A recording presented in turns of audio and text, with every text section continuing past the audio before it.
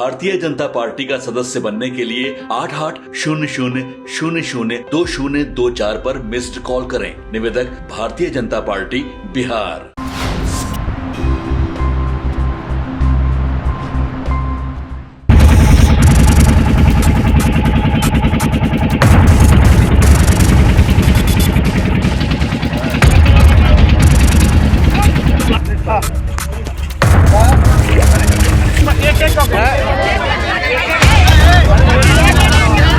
बताइए कौन कर दिया था?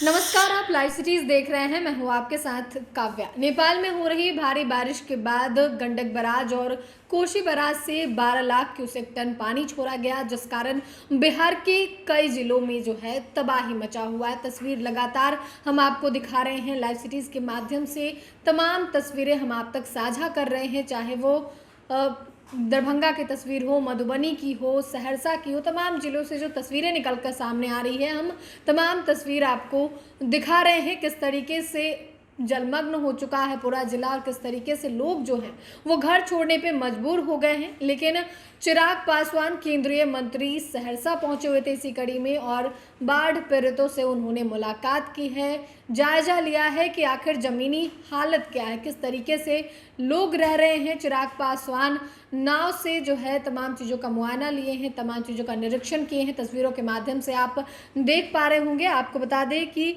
चिराग पासवान सहरसा जिले के नौहट्टा प्रखंड के 2 घाट पर पहुंचे, जहां से नाव से चढ़कर विभिन्न बाढ़ प्रभावित क्षेत्रों का दौरा किया, बाढ़ में फंसे लोगों से मुलाकात की। इस दौरान बाढ़ पीड़ितों से चिराग पासवान न केवल समस्या सुनते नजर आए, बल्कि उनके बीच सूखा राशन का किट भी देते हुए नजर आए हैं। और इसी बीच चिराग पासवान का क्या कुछ कहना है, सबसे पहले आप वो सुने।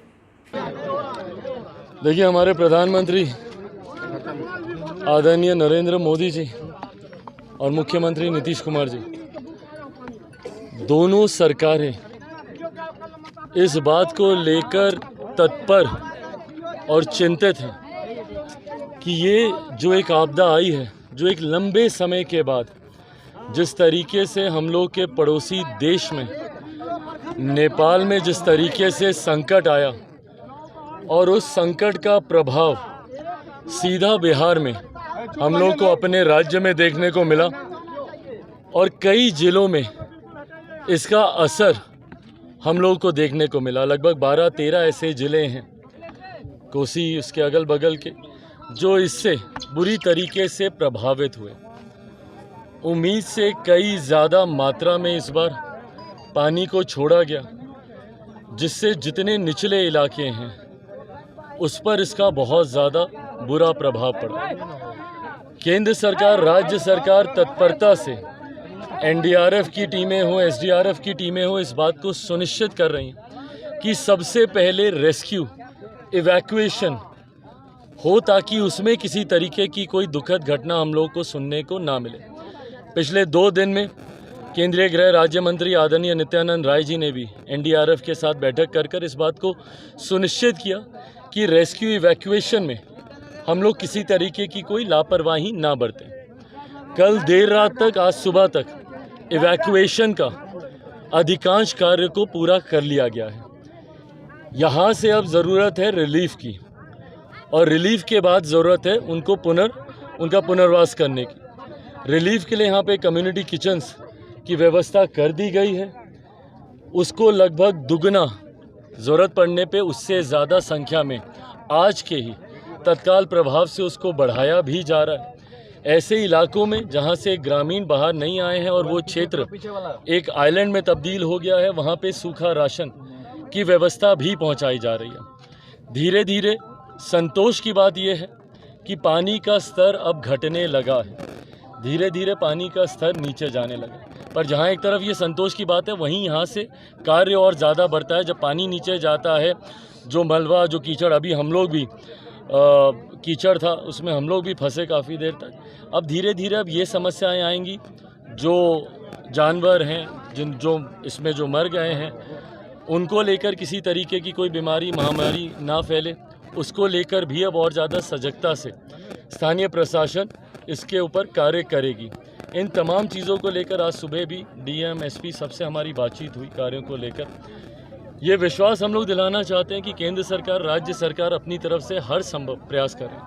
ये मानना होगा और ये दोषारोपण का समय नहीं है कि किस सरकार में क्या काम हुआ, किस सरकार में क्या काम नहीं हुआ, पर आज से हम लोगों को ये सीख लेने की ज़रूरत ज़रूर है कि भविष्य में ऐसी घटनाओं पे कैसे हम लोग रोक लगा सकें। बिहार में बाढ़, मैंने हमेशा बिहार फर्स्ट, बिहारी फर्स्ट के माध्यम से इस बात को कहा भी है, बाढ़ कोई अनजानी घटना नहीं है, ये हर साल आती है।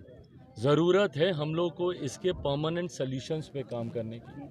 नदियों को जोड़ने की योजना हो, हाई डैम्स के निर्माण के कार्य हों, इन तमाम चीज़ों को आने वाले दिनों में मैं खुद वापस जाने के बाद मुख्यमंत्री जी के और मेरे प्रधानमंत्री जी के संज्ञान में यहाँ की वास्तु स्थिति देने का कार्य करूँगा। फ़िलहाल जैसा मैंने कहा, हम लोग की प्राथमिकता है कि रिलीफ में किसी तरीके की कोई कमी नहीं हो और उसके तुरंत बाद इनके पुनर्वास में जब पानी उतरता है, ग्रामीण वापस जल्द से जल्द अपने घर में जा सके, इसकी व्यवस्था करना हम लोग की प्राथमिकता है। आपने केंद्रीय मंत्री चिराग पासवान को सुना, जिन्होंने बताया है कि जिस तरीके की परिस्थिति हो गई है पड़ोसी देश नेपाल में, जिस तरीके की स्थिति है जिस कारण बिहार में जो आपदा आई है उसको लेकर एनडीआरएफ, एसडीआरएफ की टीम जो है वो तैनात है, सामुदायिक किचन चलाया जा रहा है, तमाम चीज़ों को देखा जा रहा है। और वहीं उन्होंने यह भी कहा है कि इस आपदा से जो है सीख लेने की ज़रूरत है कि जिस तरीके की आपदा आई है इसके बाद भी, पानी निकलने के बाद भी काफ़ी कुछ समस्या होती है, जो जानवर मरे हैं उससे महामारी फैल सकता है। इन तमाम चीज़ों के बारे में चिराग पासवान ने कहा है, आपने सुना है। और इसी कड़ी में चिराग पासवान जो है लोगों का दुख दर्द सुनते हुए नजर आए हैं, महिलाओं से बातचीत करते हुए नजर आए हैं, नाव पे चढ़ के जो है तमाम चीज़ों का मुआयना लिए हैं, जो कि तस्वीरों में आपने देखा है। चिराग पासवान ने क्या कुछ कहा, किस तरीके से उन्होंने कहा है कि ये जो आपदा आई है बिहार पे, उससे सीख लेने की ज़रूरत है। तो फिलहाल के लिए इतना ही। साथ ही चैनल को सब्सक्राइब करें, फेसबुक पेज को लाइक करें। वीडियो देखने के लिए आपका धन्यवाद।